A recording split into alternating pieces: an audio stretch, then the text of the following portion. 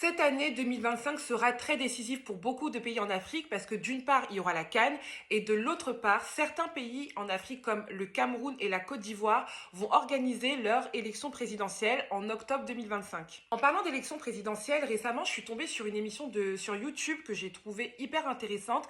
C'est une émission qui est présentée par Valérie Dongo, si je ne me trompe pas, dans laquelle en fait il invite des candidats, les différents candidats à l'élection présidentielle au Cameroun et leur donne la possibilité de s'exprimer et répondre aux questions de la jeunesse. Je m'engage à vous dire la vérité et toute la vérité. Je jure de dire toute la vérité et de me prêter à ce jeu et d'être sincère dans toutes mes réponses.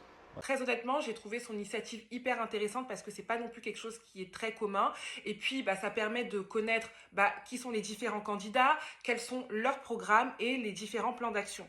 Pour être honnête avec vous, mon rapport à l'Afrique, comme beaucoup d'autres personnes qui sont soit nées ici en Occident ou sont venues très jeunes en Occident, notre rapport à l'Afrique, il est très distancé. Non pas qu'on ne s'y intéresse pas, mais comme on ne vit pas les mêmes réalités, eh bien on n'est pas impacté de la même manière. Donc, concernant la politique, ce n'est pas qu'on ne s'y intéresse pas du tout, c'est que l'on regarde de manière très loin, on est vraiment distancé.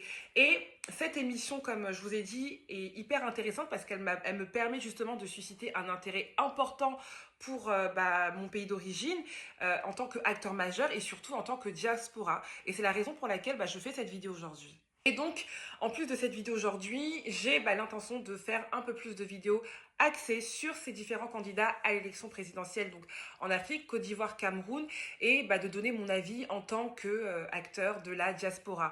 Et j'avais oublié une chose très importante, celui de me présenter. Donc, je m'appelle Laura, je suis journaliste chroniqueuse. À côté de ça, j'ai créé mon média d'actualité sur Instagram qui s'appelle Le Média Aigri. Et encore à côté de ça, j'ai eu l'occasion d'intervenir en tant qu'intervenante dans des écoles de commerce comme l'INSEC et GEMA sur la prise de parole. Donc, comment est-ce qu'une personne publique, dans sa prise de parole, va impacter son électorat ou les personnes qui les regardent avec le message qu'elle va porter. Et je pense que ça va être hyper intéressant d'analyser cela avec les différents candidats de l'élection présidentielle, que ce soit au Cameroun ou en Côte d'Ivoire.